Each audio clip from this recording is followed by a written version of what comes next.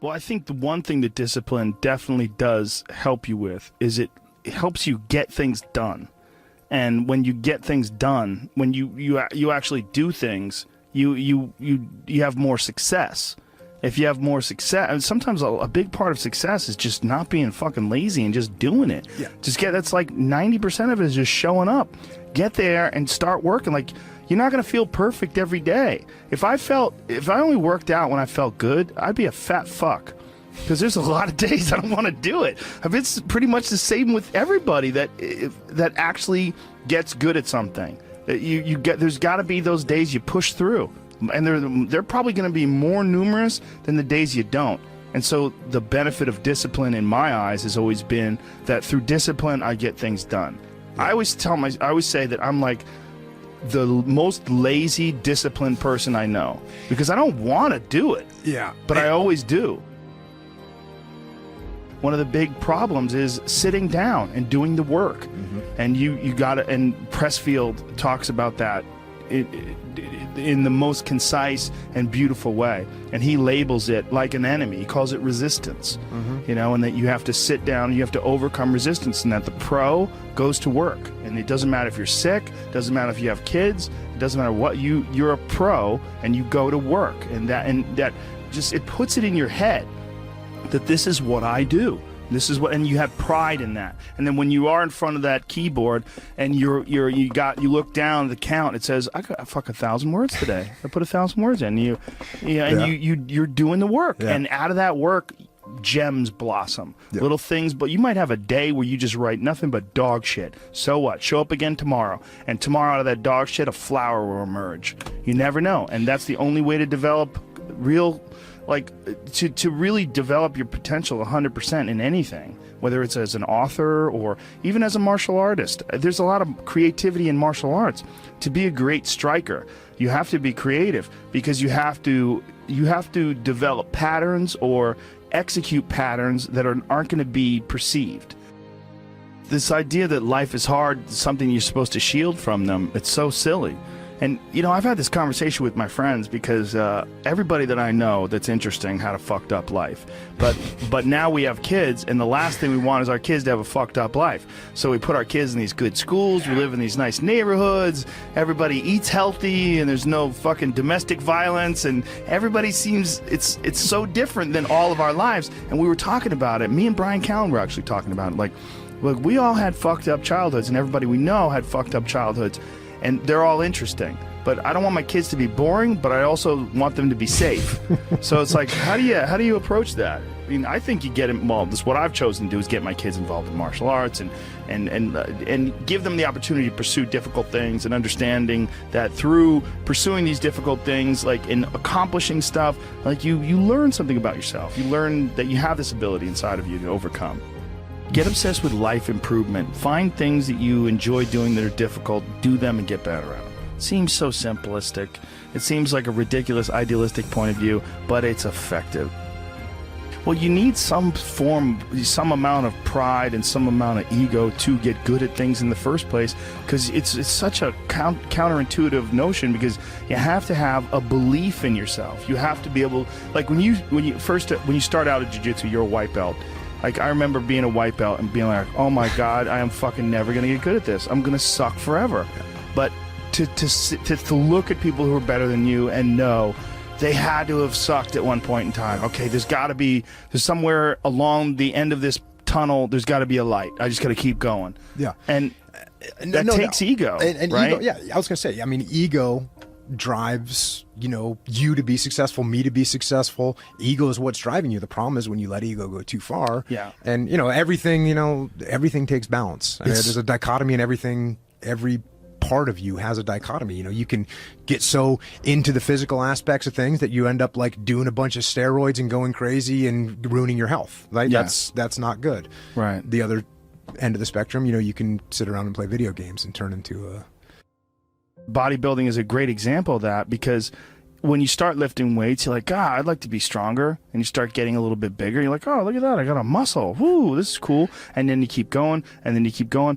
But some guys get so fucking crazy, they won't stop until they have 22-inch arms. And they want to have thighs that are so big, they have to walk like they've got a barrel in between their legs. And, you know, and they just can't help it. They just take it to some completely unhealthy place. Yeah, that's rough.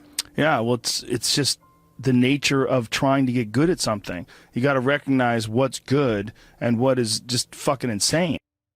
For some people, especially, they're just experiencing way too much pressure. And that pressure, a lot of times, it's just an imbalance in perspective. And some of it's, like, I was talking to this mom once. Her daughter does gymnastics with my daughter, and we were talking about kids killing themselves where she used to live. She used to live in one of the really wealthy tech areas outside of San Francisco, and a bunch of kids that went to school with her daughter that were like 15, 16, were jumping off bridges and shit. Like, it was like an epidemic. And they were trying to figure out what the fuck is going on, and they're literally calling it affluenza. That these affluent kids and their families are literally worth $1 billion. You know, I mean, everybody's super rich, and they're having this insane pressure, like before high school and in high school, to be in Ivy League schools and to get 4.0s and all, and they're not having any fun, and they're not experiencing life, and they don't have any hope, and their parents are all on fucking pills, and they're just killing themselves. For some people out there that aren't feeling good, man, if you just fucking struggled more, you get over that struggle, you feel better. It sounds so simplistic, but I swear by it. I've felt shitty myself, and then forced myself to work out, and after I get out of there, I'm like, whoa! 100%. Fucking it's 100% guarantee.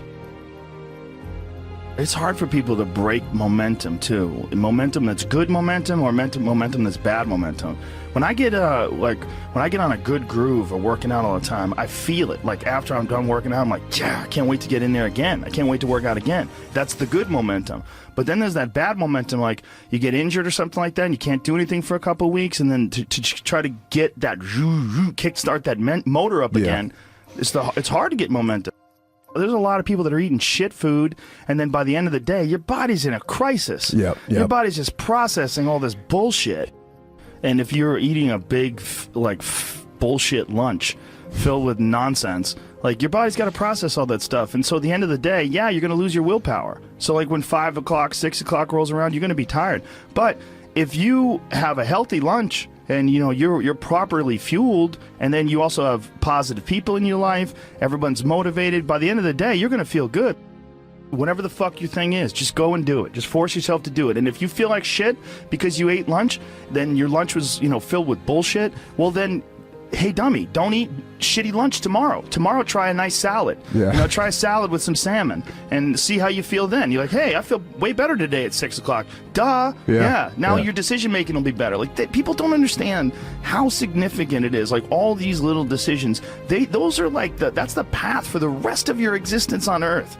And if you decide to go to fucking Cheetos chocolate chip cookie route, you're just making a shit path. You're carving your fucking path through broken rocks and glass, and it's not the way to go. You know what else doesn't exist in a day-to-day life? A place where it's okay to be a man.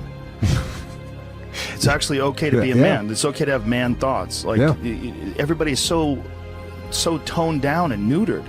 It's like human resources and corporate life has watered down people's natural behavior to the point where people are just dying on the inside, sitting in these fucking cubicles, rotting, just freaking the fuck out, having all these thoughts they can't entertain, having to pretend to be someone they're not all day long, putting on this bullshit way of talking, this fake way of thinking.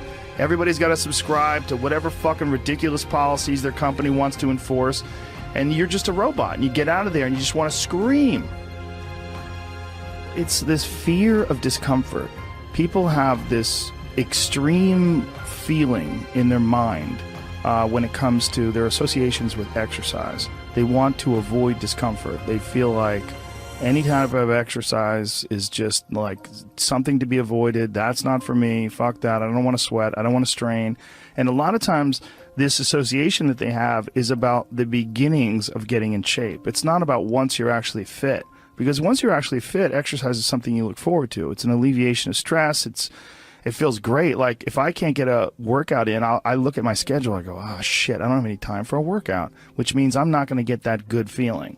And so instead of looking at it like, oh, I've got to go grunt and sweat, I'm thinking I'm not going to feel good. I'm not going to feel relaxed. I'm not going to feel carefree. And I'm not going to feel even appreciative. Like my appreciation of things, and it gets enhanced greatly after exercise. I just feel better. I feel like I can take things in for what they are rather than, you know, whatever sensory data that I'm getting from any event is just one more distraction that gets in my way. And you know, that's a lot of times how I look at things if I'm overstressed or if I'm working too much. Like our bodies, for whatever reason, most people, their associations are to avoid anything that's uncomfortable. But it's so illogical, because when you look at comfort and you look at success and progress and the feelings of accomplishment and of getting past certain hurdles in terms of like how you feel about life, a lot of those are connected to discomfort. Like discomfort is your friend.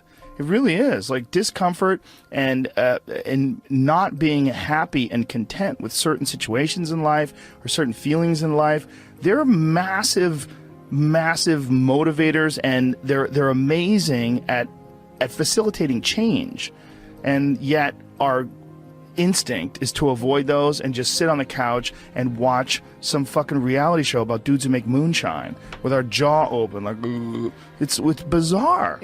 And for me at least, when I get like really disciplined and really I get really consistent with my workouts, one of the things that I almost feel momentum. I feel like there's like a push behind me, like, all right, like after I get out of the gym, I have a really good workout. I'm like, yeah, now I'm doing it. I'm doing it all the time now. And I'm looking forward to the next time. And it makes that resistance much weaker, and it makes my motivation and my discipline much stronger.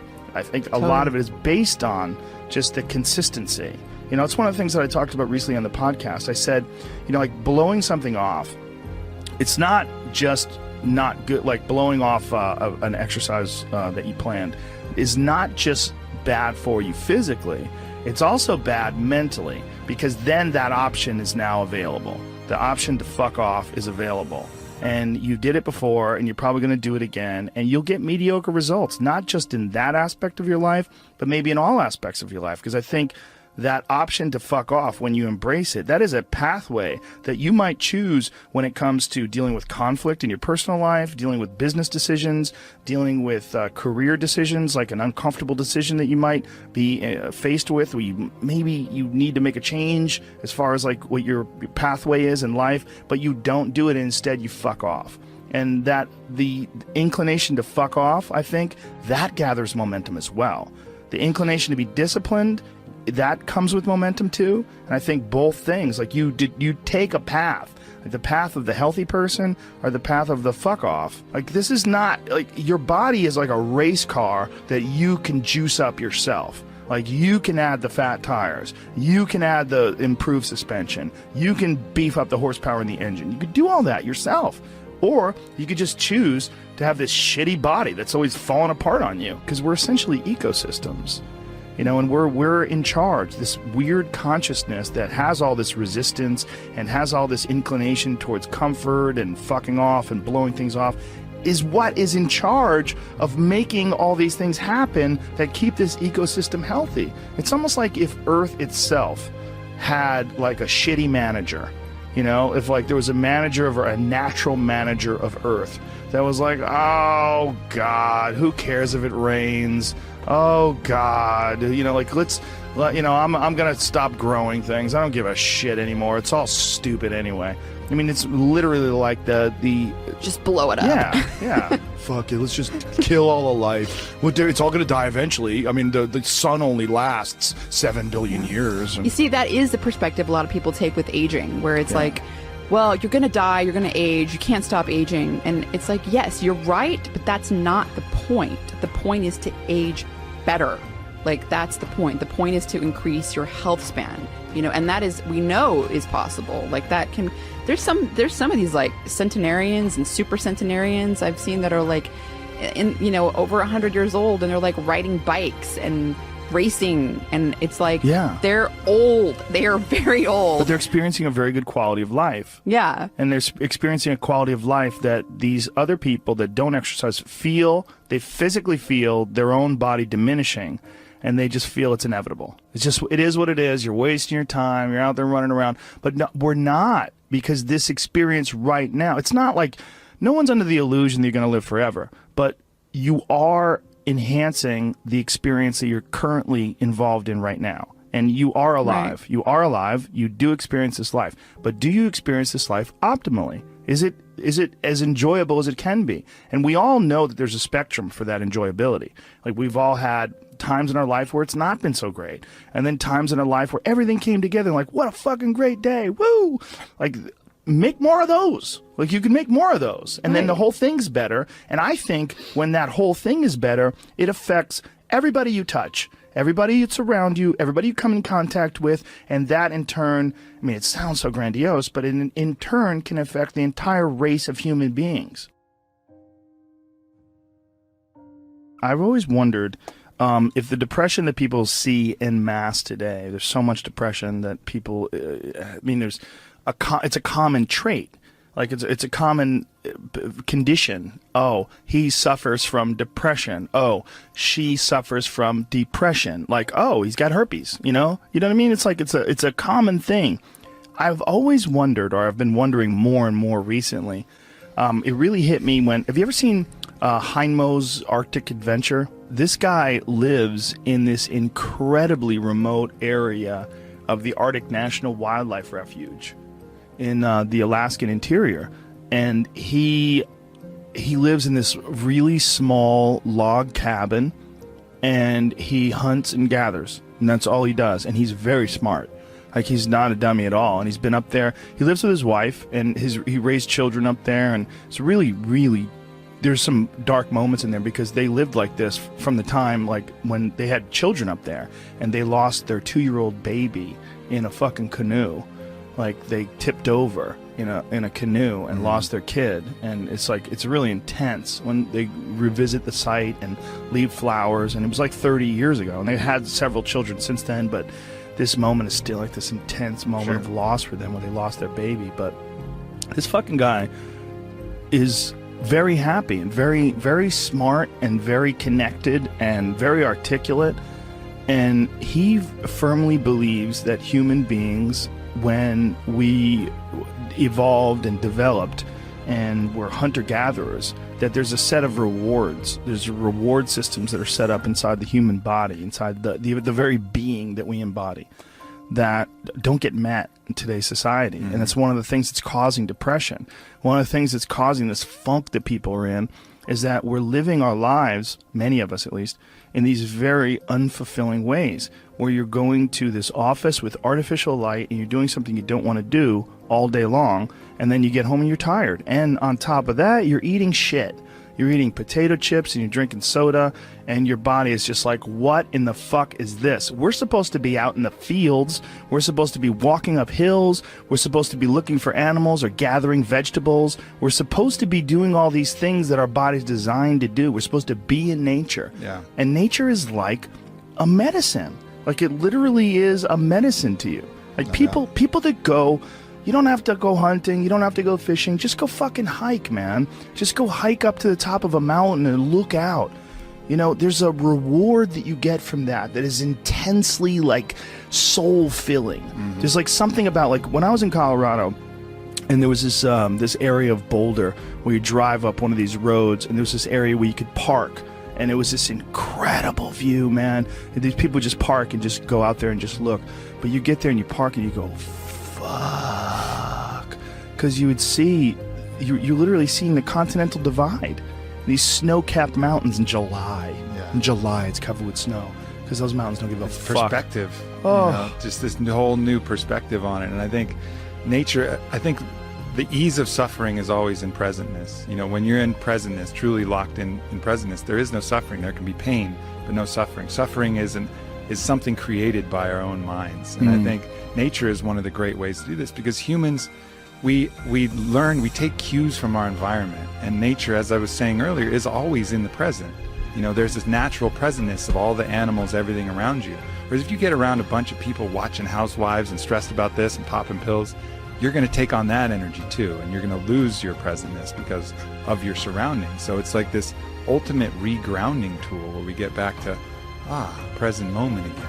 Yeah. You know, and that's such a fucking key element to human happiness. And I think the other key element is having something we're fighting for, you know, having a mission. I think we're all forces, and that force needs to have an effect, needs to have a reason that it's moving in a certain direction. And I think with all of our needs and all of our needs met, you know, where we don't have to hunt for food, we don't have to acquire everything, everything's relatively easy, and it's all about advancement and all this, we've lost a lot of the basic mission, which was the mission to survive and procreate. You know, so, and we haven't replaced it with any other universal mission, which is, I think, one of the big allures of these things like wars and these things like creating an enemy. Well, at least then you have a mission. And when you have a mission, human beings are happy. You know, like Bertrand Russell talked about, he did a book, Conquest of Happiness, and he had his own fucked up attributes. Every time I bring him up, people talk about his fucked upness. He was into phrenology, and he might have been a racist, whatever, but he was a good philosopher. Smoked constantly. Yeah. But anyways, he talked about the happiest person he knew. The happiest person he could find was a groundskeeper on a manor who every day woke up and was at war with the rabbits of the grounds. He just declared that the rabbits were the fucking enemy, and he would go out with his gun and he would hunt as many as possible, and he'd go morning till night, and he would kill as many rabbits as he could, because it was the rabbits were the ones eating the hedges and the flowers and whatever. So he basically made the rabbits his enemy and struck out every single day to kill as many rabbits as possible. And that dude, according to Bertrand Russell, was happy as fuck. He had a task. He had a task. He had a purpose. You know, he had a mission. My mission is to destroy the rabbits. I used to have a dog like that. Yeah? I had the happiest dog ever. His name was Frank Sinatra. And he was a pit bull that all he lived for was killing lizards. And my house, my old house, not the house I'm in now, but my old house, had this one, it's like on a hill, and there's this one wall where these lizards would run up the wall. And so Frank, I would literally let him out in the morning, and he would fucking bolt out that door. It's like, time to go to war. Like, and he would run and go look for these lizards. And he would stand there, like Eddie Bravo would just watch it and marvel. He'd be like, fuck, man, this dog does this every day. This dog does this every day. I go, this is what he loves to do. And he would go there, and he would have his paws on the wall, and he would, and he would go crazy, and he would jump up and try to grab a lizard, and occasionally he would get one. And he'd be like, fuck yeah. And he would get one, and he would go looking for another one. He would go, and it was a pretty big yard. So he would go wandering around the yard looking for anything else that fucked up, anything else that was slipping. There was constantly, unfortunately, twice I had to take him to the hospital because he got bit by rattlesnakes. Because rattlesnakes were slipping too, apparently. He killed the rattlesnakes, but the rattlesnakes fucked him up. Yeah. He had like a water balloon growing out of the side of his head. Both of my dogs. By the way, that's a real problem if you don't have the money to pay for the serum. It's super expensive. It was several $1,000s to treat them for this rattlesnake venom, anti-venom shit. It's like, I was like, man, what if I was poor? What if... that's a whole fucked up system. Like, they inject horses with the venom, and then they like get the antibodies from the horses. It's like this archaic system. I think my friend Donald Schultz is working on, he's a big snake handler guy. He's working on ways to innovate around that, because it's kind of like a real backwards system that they have, how you get anti-venom. Well, a horse will survive, so let's just fucking sort of put the venom in there, and then we'll get the antibodies from the horse, and then, you know, it's a weird thing how they do it. Yeah, well, that's a real problem with people that are vegans. If you're a vegan and you don't use any animal products and you get bit by a rattlesnake, you got two choices. Compromise your morals, or that's a wrap. Yeah. You know? But this dog was so goddamn happy. He had missions. Yeah. You know, he would go out of that yard, and he wasn't bored. He was like, please take me for a walk. Come on, man. He was like, see ya, dude. I'd open that door. He was gone. He just had his little mission. And I think you can see that in the people who are the most unhappy. They seem aimless. They're like, what am I here for? Why am I doing this? Nothing makes sense, you know? And I've even felt it in my own life when, you know, I know what my mission here is. First, my mission is to expand human consciousness, to help people be happy. Like, that's really what I find my greatest purpose in. But every once in a while, I'll get this kind of like fuck people attitude. Maybe someone said some fucked up shit, and I'm like, man, people fucking suck. Fuck people. And then at that moment, that's when I'm actually depressed, you know, because I've lost my mission. Instead of having a mission like, yes, my mission is human consciousness, all of a sudden it's like, fuck people, fuck that mission. They'll figure it out. And then I'm depressed because I've lost my purpose. It's very hard to rise above, like literally, when something like that happens and realize like, oh, you're encountering one diseased individual. You got to look at the mass of humanity. Yeah. Like when you encounter one diseased individual, it's so like this guy who shot up that nightclub in Orlando. You're looking at one diseased individual. And if you say, man, people fucking suck, look at what they did. Well, look at how many people that are responding with rainbows on their Twitter pages and love and all the best wishes to those folks that got killed and all their... I mean, I was looking at this guy's page who's an animal lover who was organizing people to go to the homes of the victims and see if they have pets that are trapped. You know, there's beautiful people out there. Yeah. There's a lot. There's more beautiful people. This is without a doubt not just the safest, the easiest. This is the happiest time in terms of like being able to like reach out and send love to people and have people send love to you. But just occasionally you run into cunts. Yeah, no doubt. And the cunts itself, man. But the beauty is out there too. It's just not as dramatic and it doesn't impose upon us as forcefully. But if we just look, it's around all the time. We run into good people all the time. But you know, you just make eye contact with that good person or that kid who's just looking at you and just creeping with that little smile, and you're like, oh yeah, the good of humanity, the fact that, you know, we really are love, you know, being expressed, you know, outwardly all the time, and it's just these other delusions that get in the way of that. Well, we're oddly attracted to negativity too. It's almost like we look at negativity online or that you run into as like a possibility of war. Like, you have to look out, this fucking drum's beating. God damn it, there's an army on the background. They're coming. But, you know, it's like this real impulse to sort of batten down the hatches. When really it's just some fucking 36-year-old loser sitting in his parents' basement, you know, farting and smelling his own farts and angry online. I mean, that's really what a lot of you're dealing with. You're dealing with, like, really sick people. Like, people that have just, for whatever reason... They've not found their path. They've not found any happiness. They've not found any fulfillment. They haven't found any growth. They're just stifled or rotten in some sort of a weird way. It just hasn't really worked for them. Yeah. And so they're lashing out. They're lashing out at the world. And you run into one of those, and you're like, people suck. Yeah, and that's the initial response, and then the more conscious response is to look at them and have compassion for that person. Yeah, you know, that's hard to do, right? That is hard to do, and our system isn't based upon that. Even if you look at the U.S. penal system, it's very much about punishment. Whereas if you watch that documentary that Michael Moore did, Who to Invade Nest, where they go to Norway, they have a whole different idea of what the penal system is for. It's about restoring human dignity and cultivating, you know, a change, really making change in the person. It's not about punishment. It's about actually changing that individual so he doesn't do it again. And then you look at the recidivism rates between our prisons and Norway's prisons, and they're just dramatically different. That impulse to punish immediately, you know, is not the healthiest impulse. That's just going to create more issues down the road. You're not rehabilitating anybody. You're just taking even more broken people and putting them out in the world and hoping they're not going to do the broken things. Well, it's not going to fucking work. You know, the right impulse is always that compassion and looking to see, as if that was you, how all of these fucked up elements of the world and choices. I'm not overriding the fact that they had choices in all this. They're not free of guilt. But look at that like this is the person that just made some bad choices and had some tough shit to deal with and couldn't overcome it. The resistance in the video game was higher than his skill set, and he wasn't able to choose to work and choose to the positive elements that would allow him to overcome it. You know, yeah, see that. It's also Norway's dealing with far fewer people. That's true. You know, and that's a good thing for them. And it's also they don't have that conquerors mentality that we have. So we're so wrapped up in success and also in punishment.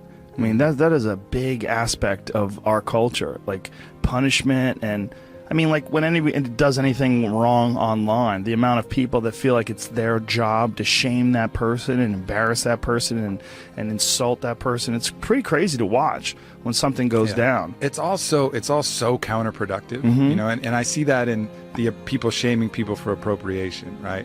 So let's say, for example, someone wears a headdress at a fucking festival, right? They're probably they're not doing it to mock the Native Americans, most likely. It's probably like a mild appreciation and interest. I think this looks cool.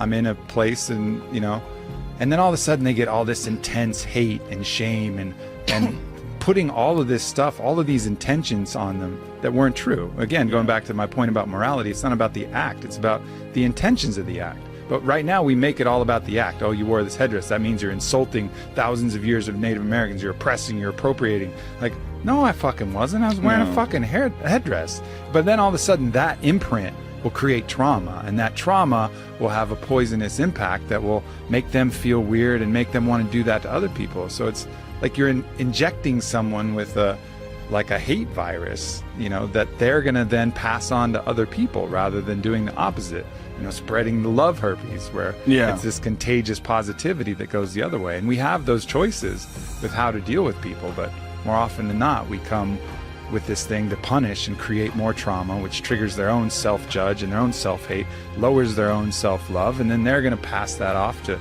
kids, family members, people around them. There's just two sets of dominoes that we can choose to take either path.